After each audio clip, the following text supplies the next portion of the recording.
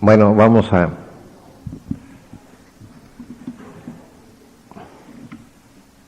tratar de el asunto de cómo está todo lo de esta obra de Luisa en la iglesia. Porque actualmente, claro, a medida que esto va saliendo más a la luz, se va conociendo por más gentes, pues surgen tantas dudas y sobre todo tantas opiniones. Hay quien, sin conocer cómo son las cosas, basado en su propio juicio, tiene una opinión totalmente negativa sobre todo contra Luisa, al punto de que no falta gente que diga que son puras falsedades y puras mentiras. Otros van más allá, dicen que son cosas del demonio.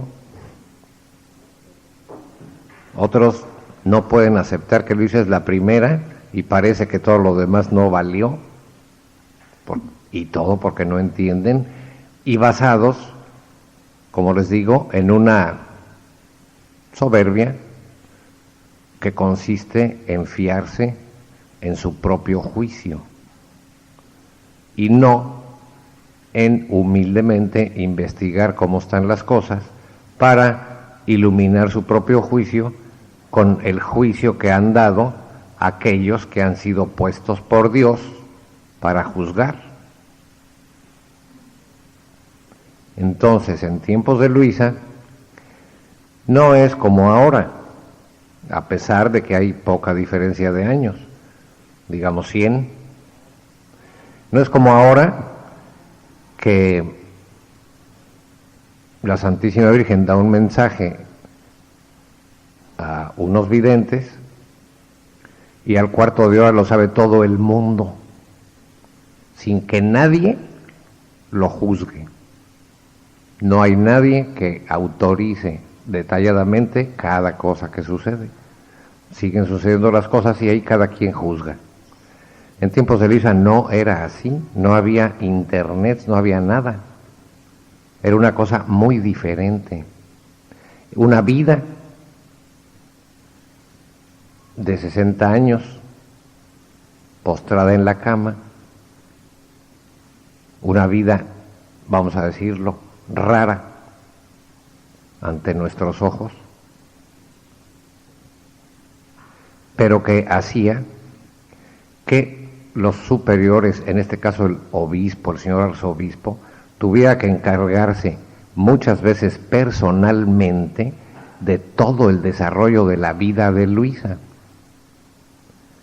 Muchas veces lo hizo personalmente y otras veces por medio de gente designada por él para ver, para asistir a Luisa en todo lo que no tanto Luisa necesitaba, sino en todo el proceso de saber si lo que ocurría ahí era cosa de Dios o cosa de una loca.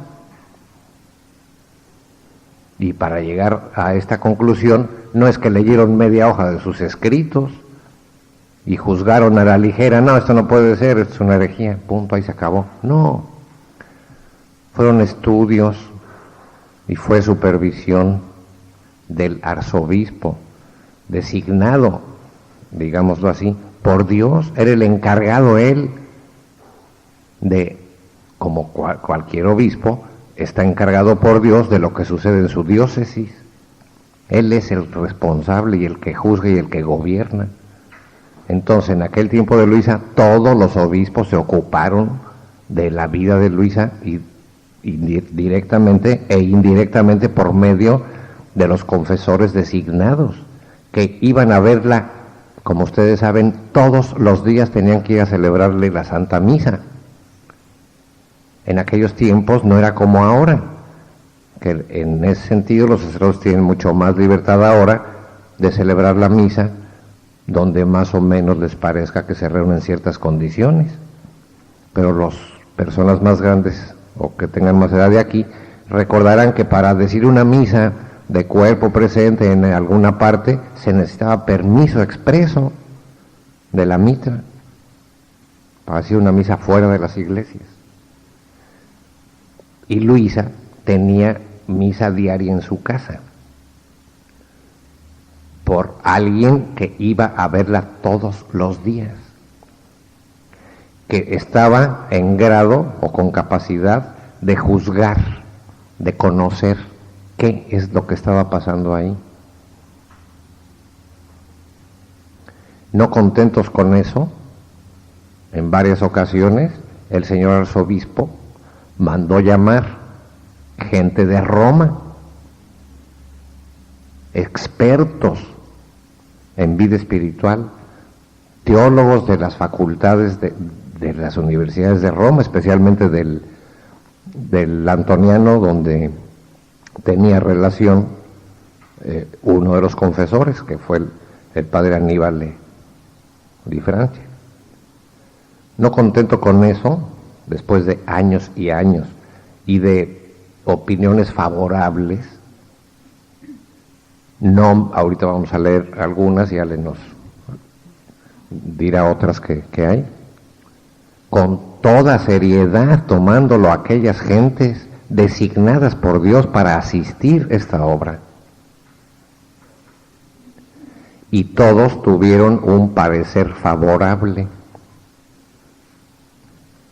Hay algunos testimonios escritos de cómo tomaron las cosas.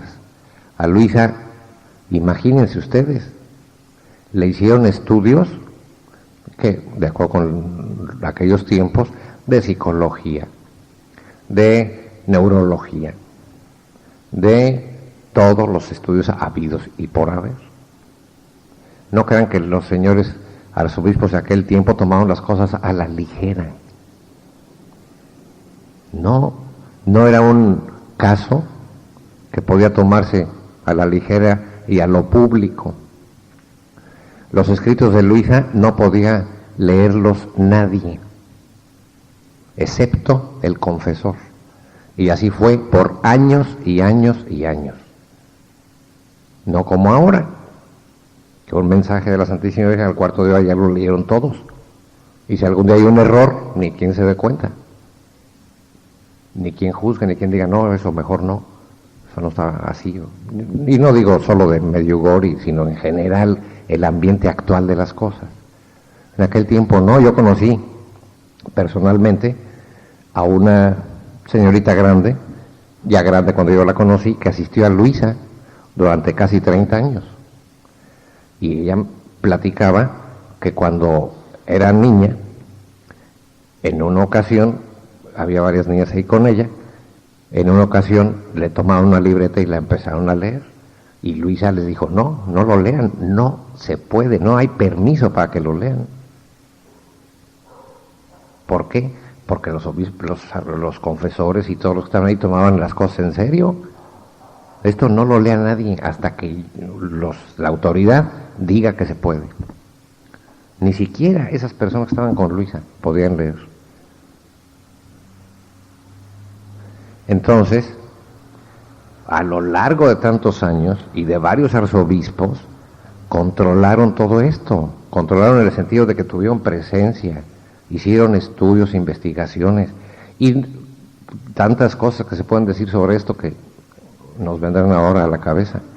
Todos esos confesores haciendo pruebas con seriedad de si realmente era Jesús el que hablaba, para lo cual había muchos elementos y Jesús mismo se plegaba, digamos, a demostrar que era Él. Hay varias cosas en los escritos de Luisa donde ella refiere cómo nuestro Señor hacía de todo para demostrar que era Él, al confesor.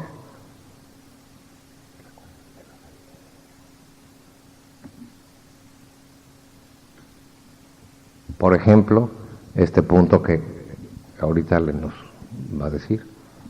Por ejemplo, a Luisa le hicieron la prueba, una de las pruebas que el confesor le hizo durante muchísimos años fue la prueba de la obediencia, de que estuviera sujeta en todo a la obediencia. Y no solo ella, sino el que decía que era Jesús.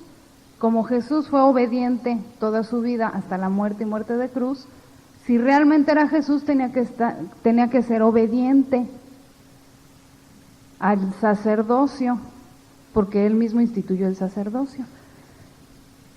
Entonces, desde que Luisa se puso en la cama, ya para empezar todo ese estado de víctima, Jesús le dijo que pidiera la obediencia a su confesor, de que se ofreciera como víctima y se quedara en la cama por cierto tiempo.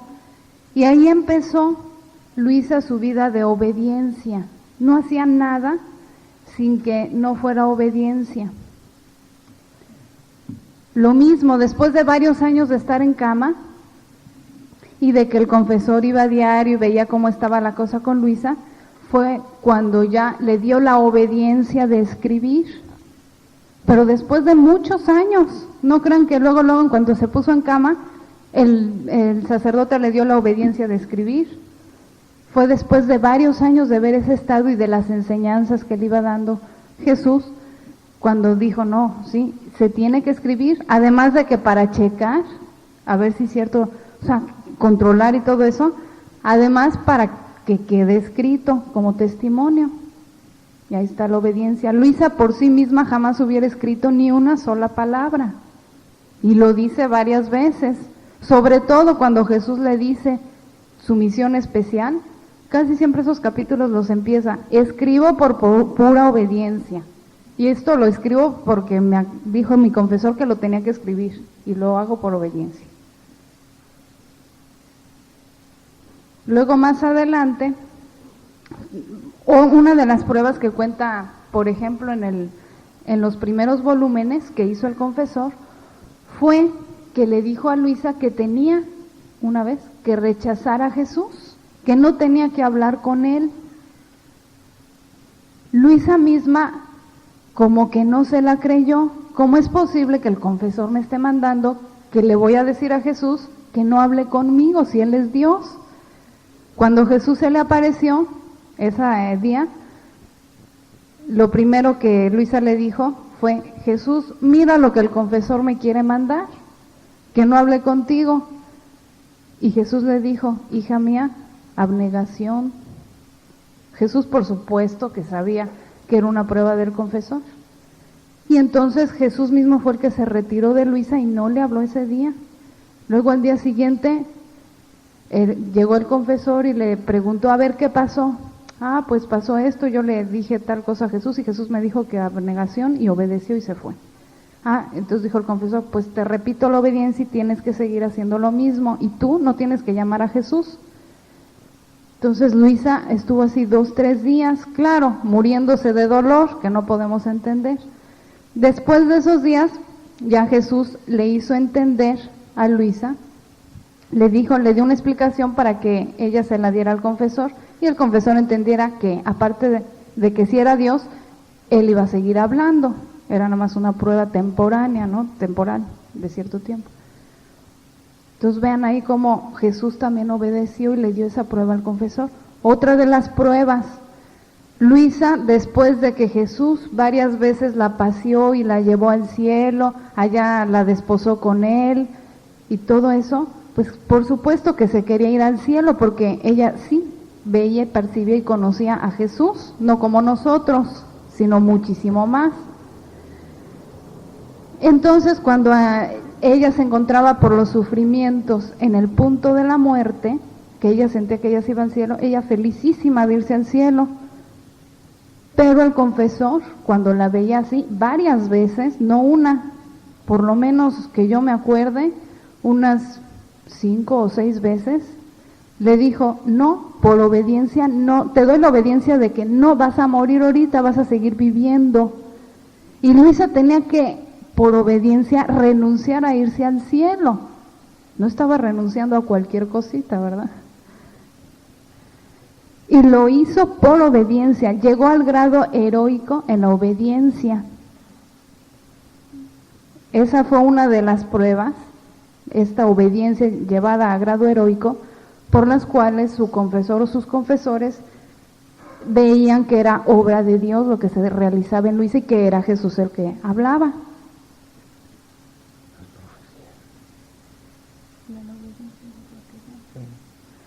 Otra de las pruebas, se puede decir, es el amor de Luisa al sufrimiento.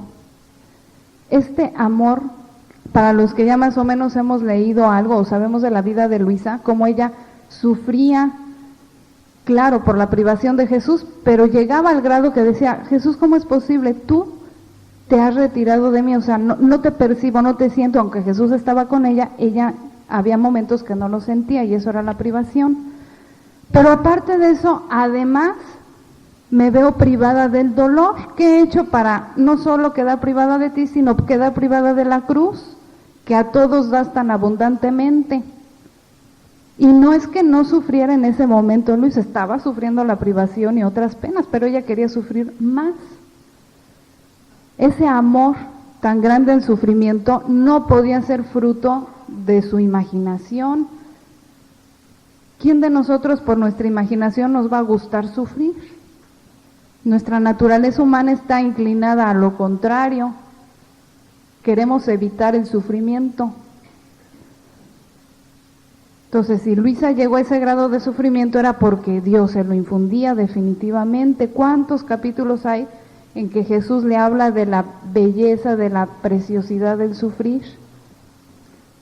Y como ya dijo mi papá, no es que nada más le hablara, le diera el mensaje, sino que antes ya había trabajado en su alma y le había infundido ese amor al sufrimiento. Entonces, por eso se veían esos frutos en Luisa. Es otro de los frutos o de las pruebas de que ahí eso era obra de Dios. Otro, fíjense cuántas llevamos ya, dos, ¿no? La obediencia, el amor al sufrimiento o a la cruz. Otra es la paz. Y bueno, si nos ponemos a imaginar, a veces nosotros nos enfermamos de gripa, por decir, 2, 3 días, a lo mejor nos tenemos que quedar en cama y ya nos sentimos así como que incómodos, ¿no? Capaz de que hasta decimos, yo ya me quisiera salir, ya quiero hacer otra cosa. A Luisa, en 60 años o más de cama, por amor a Dios, jamás se le escuchó un acto de impaciencia, jamás se le vio inquieta, alterada, ¿no? Siempre en perfecta paz. Y cuando algo empezaba a turbar esa paz de su alma, era lo primero que Jesús llegaba a decirle: hija mía, la turbación no es mía, quita esas sombras de turbación para que pueda resplandecer mi luz en su plenitud. Entonces, también la paz en el sufrir y en todas sus circunstancias, que fueron muchas y muy dolorosas a veces, hasta de persecuciones, de calumnias, de tener que depender del sacerdote a diario. Eso a ella para ella era la cruz más pesada, tener que depender del sacerdote diario que la tenía que ir a hacer volver en sí misma. Y sin embargo lo sufrió con una paz perfecta.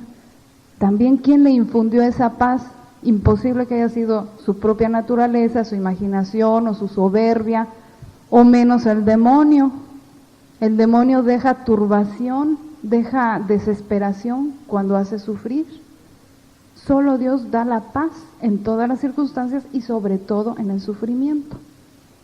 Otra prueba de que realmente ahí era obra de Dios. Aparte hay más. Miren, cuando Dios quiere demostrar de una manera más fuerte que Él es el que está obrando, como lo hizo con Jesús, con toda la historia de la iglesia y eso, Dios interviene con milagros y con profecías. Son las formas de intervención directa de Dios, porque los milagros van más allá de la naturaleza humana. Es modificar en cierta circunstancia, en un tiempo determinado, alguna ley de la naturaleza. Y esto solo lo puede hacer el autor de las leyes de la naturaleza, que es Dios. Eso es el milagro. Y la profecía es saber lo que va a pasar en el futuro, pero no cosas que podemos nosotros también saber, ¿no? Por ejemplo, si va a haber un eclipse o no, eso nosotros lo podemos saber por las mismas leyes de la naturaleza, sino eventos que salen de la libre voluntad del hombre. Eso solo lo puede saber Dios. Entonces, cuando hay esas profecías y son comprobadas que fueron verdaderas por la autoridad de la Iglesia, entonces es señal de que intervino Dios. Y Dios nunca va a intervenir en hacer esas dos cosas, milagro o profecía, para avalar una obra en la que no esté Él, en la que haya engaño, en la que haya falsedad. Por eso cuando van a beatificar o canonizar algún santo, la Iglesia pide, un requisito es un milagro, o sea, la intervención directa de Dios, y un milagro reconocido por la Iglesia, porque también el demonio puede aparentar ciertos prodigios, pero ya estudiados y documentados por la Iglesia, ya, es decir, les da la autenticidad de que son de Dios, entonces es obra de Dios. Entonces, en Luisa, ¿qué tipo de milagros hubo? Pues hubo varios dichos por sus mismos confesores. Uno de ellos puede ser, o es, que Luisa haya vivido todo el tiempo que estuvo en la cama sin alimento. Comulgaba, sí, pero no tenía necesidad de comer absolutamente nada. Desde el principio, así como que cuando le daban, ella lo devolvía. Entonces, Jesús le dijo a Luisa que le pidiera al confesor la obediencia de que ya no comiera nada. Luisa se lo dijo al confesor: Jesús quiere que usted me dé la obediencia de que yo ya no pruebe nunca, o sea, que no pruebe alimento, porque no tengo necesidad de alimento, Jesús va a ser mi alimento.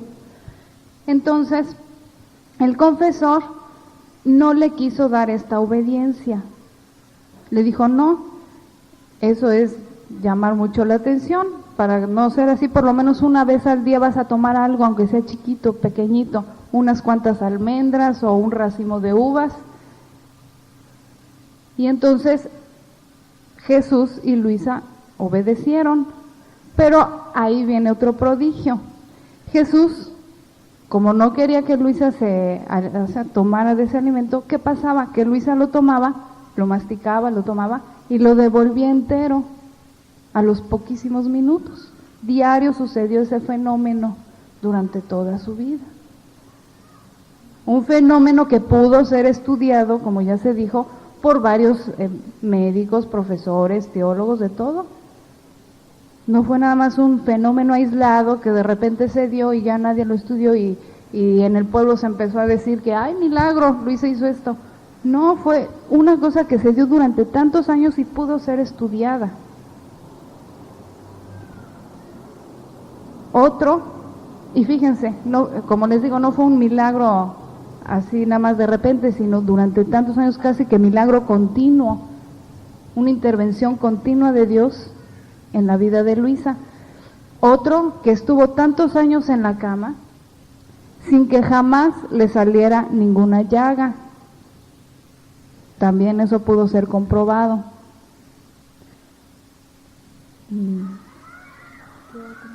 A otro, que Luisa no dormía prácticamente. En la noche es cuando ella quedaba petrificada en su habitual estado.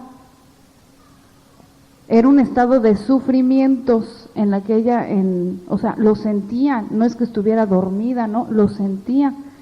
Cuando salía de sí misma y veía a Jesús, era para que Jesús le participara sus sufrimientos y quedaba ella sufriendo. Y si luego de momento Jesús ya se le volvió a esconder en ella misma, pues además la pena de la privación. Y así toda la noche hasta que llegaba el confesor en la mañana a hacerla volver en sí misma y a recuperar el uso de sus miembros. Pero entonces no había dormido en toda la noche, sino sufrido. Y así vivió durante tantos años. ¿Qué persona vamos a aguantar a dormir? A vivir sin dormir. Y no es de que se viera mal, no, se veía una persona normal. Otro milagro que también fue estudiado y comprobado. Y así varios fenómenos. En cuanto a las profecías,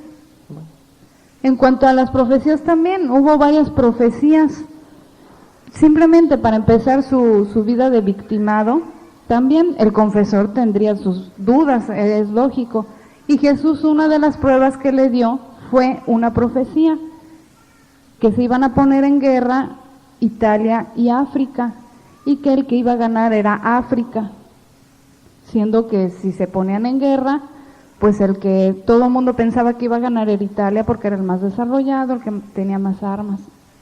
Y sin embargo, pasó exactamente como Jesús le dijo a Luisa y que Luisa le dijo al confesor. Se pusieron en guerra y ganó África. Entonces dijo, no, sí es obra de Dios. Y así varias. Otra de las profecías, pues la Primera Guerra Mundial, la Segunda, hasta la bomba atómica, en el volumen 21 sale esa profecía. Y así, muchas otras profecías a lo mejor todavía no se cumplen, pero sí hay toda esta pues intervención de Dios por medio de profecías y de milagros, que sus mismos confesores, repito, pudieron estar estudiando y llegaron a la conclusión de que sí eran verdaderas. Al principio de este libro vienen 2 de los testimonios de los que estudiaron eso, más el testimonio del padre Benedetto Calvi, que fue su último confesor, y en las cartas del padre Aníbal también se pueden ver el testimonio del padre Aníbal. Sí, en cuanto al padre Aníbal, llegó también a Corato en 1910 y era un sacerdote conocido porque estaba fundando en el sur, en Mesina, una congregación que se llama de los padres rogacionistas. Aquí en México no se conocen, tal vez acá en Los Ángeles o por ahí hay algo. Y fundado él con la idea de aquella frase del Evangelio: rogad a Dios para que envíe operarios a su mies. Con ese rogad a Dios se basó para hacer su congregación con ese carisma de los rogacionistas. Entonces ya era un sacerdote conocido. Fue a Corato y el señor arzobispo, conociendo su prudencia, su formación, lo nombró censor de los escritos que Luisa hasta esa fecha había escrito, y director en lo que se refería a la publicación que quería hacer de los escritos de Luisa. Entonces, todo este equipo de gente fue, como les digo, el encargado por Dios, por medio de la autoridad del obispo, de controlar, verificar y juzgar. Entonces, este padre Aníbal María di Francia se dedicó, con su cargo de censor eclesiástico, que en aquel tiempo eran las cosas en serio. Ahora en la iglesia todo eso se ha disminuido bastante. Pero en fin, tomó las cosas en serio y leyó todos los escritos y le pedía a Luisa, muchas veces verbalmente, muchas veces por escrito, y ahí están las cartas, explicaciones de algunos puntos que no comprendían. Claro que este padre no era un ignorante, era alguien que había estudiado y que sabía que era gente seria. Pasaron los años y, convencido por todas las pruebas y por todo el conocimiento de Luisa y por todo lo que Alejandra acaba de narrar, y que habría otras muchas cosas, convencido plenamente de que era una obra de Dios, puso su nihil obstat con toda la autoridad que tenía por parte del obispo, es decir, por parte de la iglesia. Y el señor arzobispo, detrás del nihil obstat del censor, puso el imprimatur a todos los volúmenes que había escrito Luisa, del 1 al 19. Y el padre Aníbal, en aquel tiempo, tiene unas cartas y unos testimonios acerca de Luisa, donde está absolutamente persuadido y afirma que es Jesús el que habla y que es obra de Dios la que se relaciona con Luisa.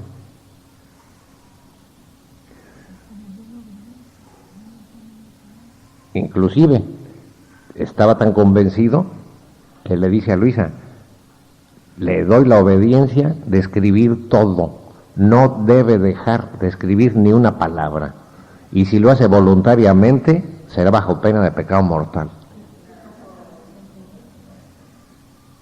Así tomaban las cosas. En fin, pasa el tiempo, se publican las horas del... y las publicó con su nombre. Pasa el tiempo y para no hacer tanto detalle, son publicadas las horas de la Pasión, tienen mucho éxito, llegan al Vaticano, acusando a Luisa en aquellos tiempos. Los que no conocían quién era Luisa ni sabían qué había pasado en todo eso, que era alguna videntilla por ahí que se quería hacer famosa. Y al índice de libros prohibidos, una medida disciplinaria por parte de la Iglesia en aquellos tiempos que ponía en el índice de libros prohibidos, es decir, esto no se puede leer hasta que sea investigado. O bien, esto ya se investigó y esto ya no se puede leer porque aquí hay cosas inconvenientes, o cosas heréticas o lo que fuera. En el caso de Luisa fue esa medida disciplinaria mientras examinaba todo lo demás, porque como había tantos volúmenes que no habían sido publicados, sino nomás esas horas de la Pasión, había que examinar todo lo demás. Por eso aquella medida disciplinaria, que por lo demás se ve que en el Vaticano así fue. No fue de una cosa que ya hubieran estudiado y que decidieron ponerla, sino que la pusieron para poder estudiarla después, por los argumentos que dan.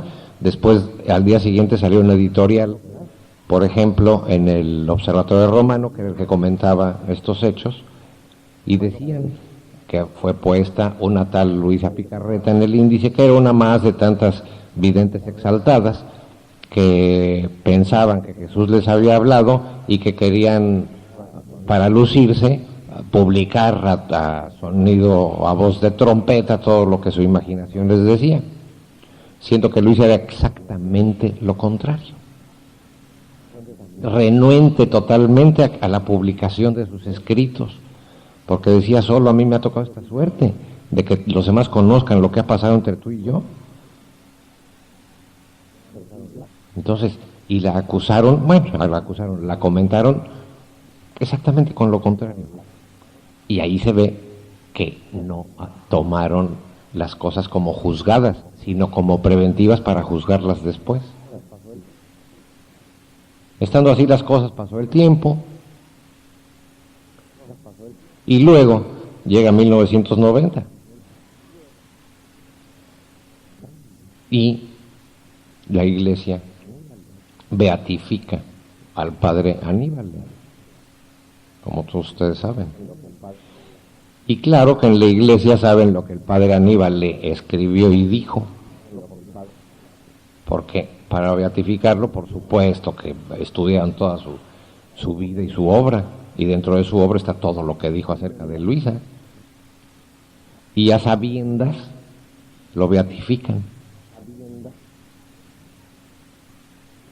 como diciendo: este que habló esto de esa tal Luisa, que dijo esto de esa tal Luisa, que escribió eso de esa tal Luisa, es beato y está en el cielo. Y es ejemplo para los sacerdotes de nuestro tiempo. Palabras del Papa. Después de eso, sale la Iglesia de la Sagrada Congregación para las Causas de los Santos, emite un documento diciéndole al señor arzobispo de Trani que inicie la causa de Luisa, que abra la causa de beatificación de Luisa, para lo cual entrega todos los escritos que en aquel tiempo se habían llevado al Vaticano para estudiarlos y los devuelven a la diócesis, los devuelven en el sentido en que les permiten copiarlos, todos los escritos inéditos que había ahí, que son los volúmenes del 20 al 34, 36. Y así están las cosas. La causa va caminando. Ahora el trabajo que se está haciendo es una transcripción de todos los manuscritos en forma de computadora, porque ya hay computadoras, para que queden legibles para quienes los tendrán que examinar y que leer. Pero se van a encontrar con que tienen el Niquilostat de alguien al que beatificó la Iglesia y el imprimatur de un señor arzobispo o de varios que aprobaron después de examinar y seguir junto con ella años y años y años y años de vida y de cosas. Y ellos, los nombrados por Dios, los encargados por Dios, son los que han dado este parecer. Entonces, en la Iglesia, les repito, la causa continúa y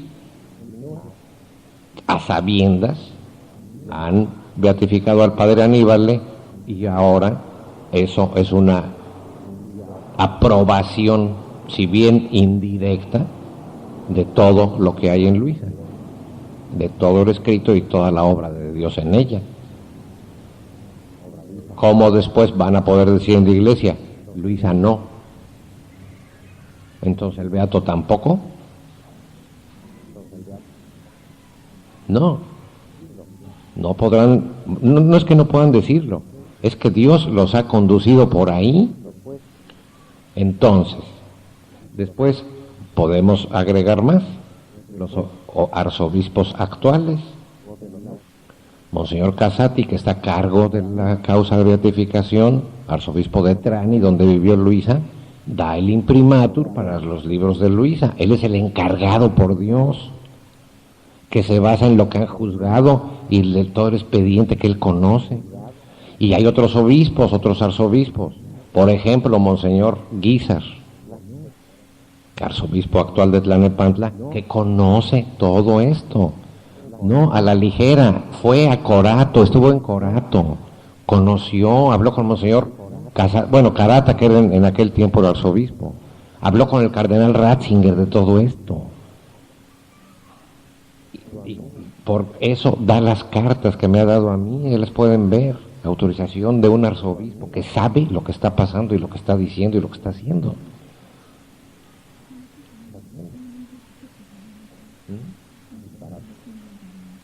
Sí, claro, y para todo esto el señor arzobispo también ha leído todo, y el cardenal Ratzinger también ha leído. Por eso el señor arzobispo da su aprobación, porque se está apoyando en lo que el cardenal Ratzinger le dijo. No nada más él está tomando una iniciativa personal de dar una aprobación, lo que tal vez en la Iglesia esté medio turbio. No, el señor arzobispo se tomó la tarea de ir, de investigar, de hablar con las autoridades y de dar, para estar en poder de dar, en capacidad de dar todas estas aprobaciones que nos ha dado para estas publicaciones. Pues estando así las cosas, hay otras gentes, que leyendo media página y no comprendiendo, dicen, estos son herejías. Otros que dicen, pues qué cosa tan extraña, qué cosa tan rara, esto no puede ser. Juzgando con base en sus propios juicios, sin saber nada de nada. Entonces, como decía yo en Costa Rica hace 15 días, tenemos dos opiniones. Tenemos dos corrientes. Una que se opone a Luisa, que la llama herética, que la llama con todos los adjetivos negativos que pueda hacer, que juzgan todo siniestramente, sin haber sido los elegidos por Dios para juzgar. Y otra corriente la de aquellos, otra opinión, la de aquellos arzobispos, sacerdotes, confesores, expertos, que examinaron a Luisa, no una tarde, sino durante años y años, con todo lo que ya les dijimos. Alguien que censuró, es decir, que examinó y censuró los escritos y que los aprobó y que les puso el Nihilostat, es decir, no hay nada en contra de la fe ni de las buenas costumbres, y que a sabiendas de lo que hizo la Iglesia lo beatificó, es la otra corriente. Donde también está un arzobispo, Carmelo Casati, y Giuseppe Carata, que son los encargados de la arquidiócesis de Trani, donde se desarrollaron todo esto. Y otro arzobispo, que para mí cuenta mucho porque es el mío, Monseñor Ricardo Guizar Díaz, que conociendo y sabiendo y habiendo hablado con todas las autoridades, aprueba y recomienda la lectura de los escritos de Luis. Entonces, estamos en posibilidad de adherirnos a cualquiera de las dos corrientes. Cada quien, con la inteligencia que tiene y con la buena voluntad, ya sabrá de qué lado quedar.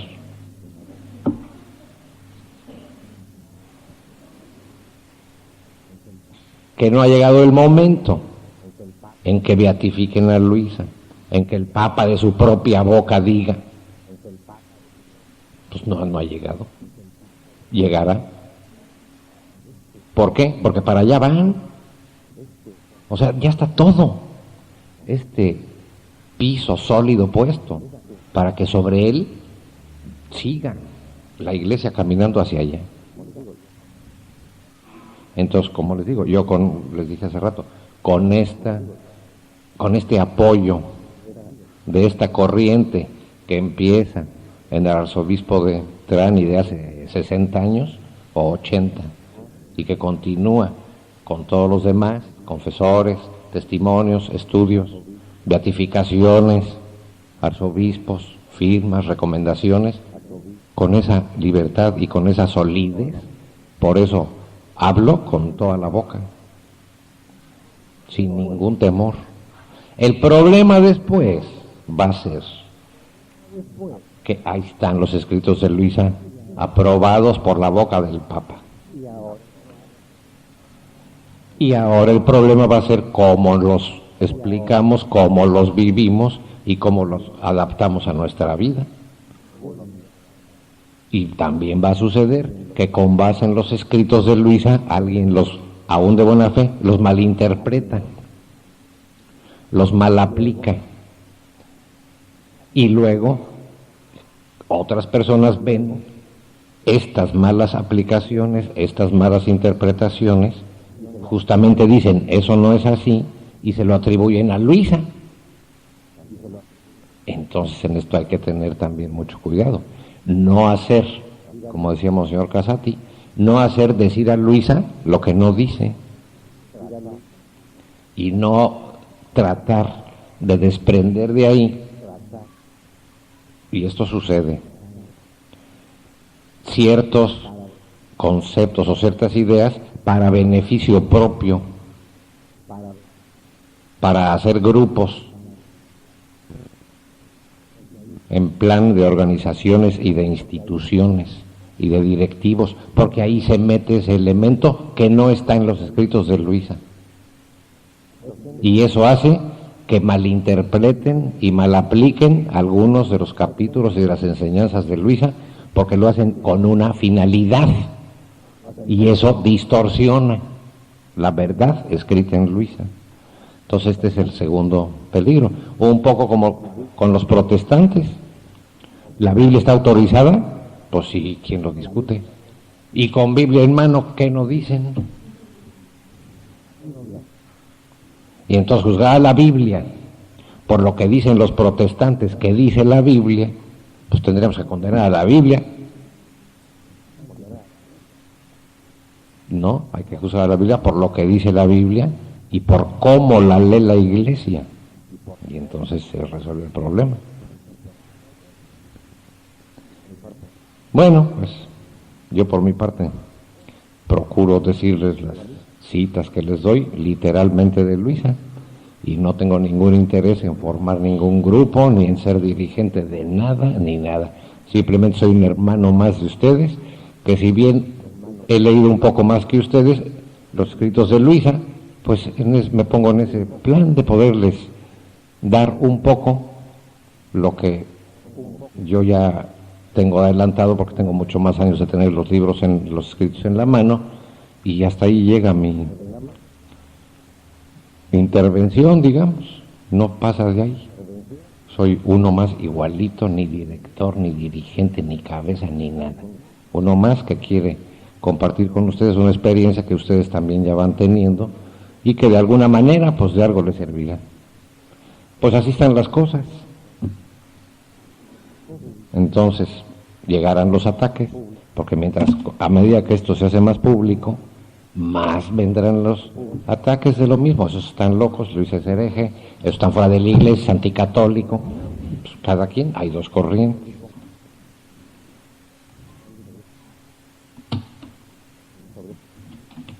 Bueno, ¿alguien sobre este punto tiene alguna pregunta? Porque no sé si les queda claro cuál es la realidad actual.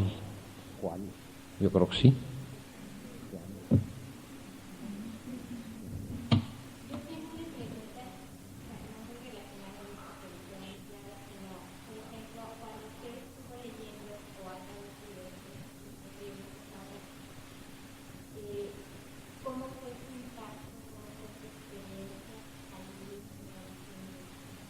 Bueno, pues como la tuya. Te ponen enfrente a Luis, empiezas a leerlo, te empieza a gustar, te empieza a cautivar y continúas y pues vas entendiendo cada vez más y vas profundizando. Igual. Bueno.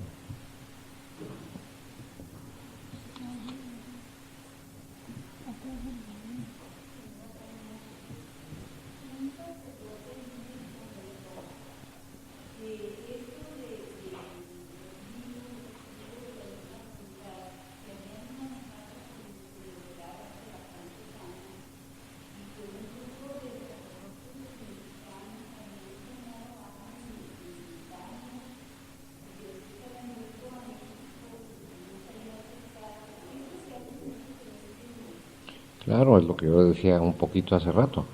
Cuando se toman los escritos con una finalidad de fundar y de todo, de hacer, entra ese interés y hace que las cosas se distorsionen.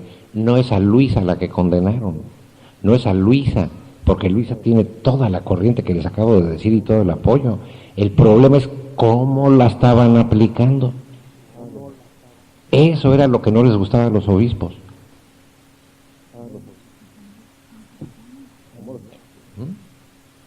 ¿Cómo lo estaban aplicando ellos concretamente? Eso fue lo que no les gustó a los obispos. No hagas comunidades.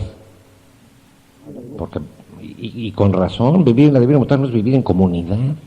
Vivir en la Divina Voluntad es esa vida interior de unión con Dios, donde tú actúas y te espacias en la Divina Voluntad, como les decía yo en la mañana. Para eso no se necesitan organizaciones. Hay un capítulo concreto en donde el Señor le dice a Luisa, el dirigente voy a ser yo, no quiero dirigentes ni quiero instituciones. Y empiezan a hacer esas instituciones, los obispos no les gusta por los modos externos que tienen, se los prohíben. Pero eso no tiene nada que ver con Luisa, hay que saber diferenciar, porque Luisa, ya es lo que le digo, que obispo actual va a condenar a un beato, que obispo actual va a tener una opinión contraria a un beato y a 4 arzobispos que han examinado. No, pueden tener una opinión sobre la actitud de alguien, decir, no, así no es. Pero parece que a quien condenan es a Luisa, pero si condenan a Luisa, pues condenan al beato y condenan lo que ha hecho la Iglesia en esto y hasta al Papa que lo beatificó. El Papa ya tuvo una opinión sobre Aníbal de María de Francia, lo beatificó. ¿Qué obispo va a decir no? Está mal. Lo que va a decir está mal es la actitud que tú tienes de estar aplicando los escritos de Luis en tu beneficio. Eso es lo que está mal. Te prohíbo eso. Y por eso vienen los problemas. Sí, y luego continúan lo mismo y viene la desobediencia, vienen tantas cosas que mejor es preferible dejar.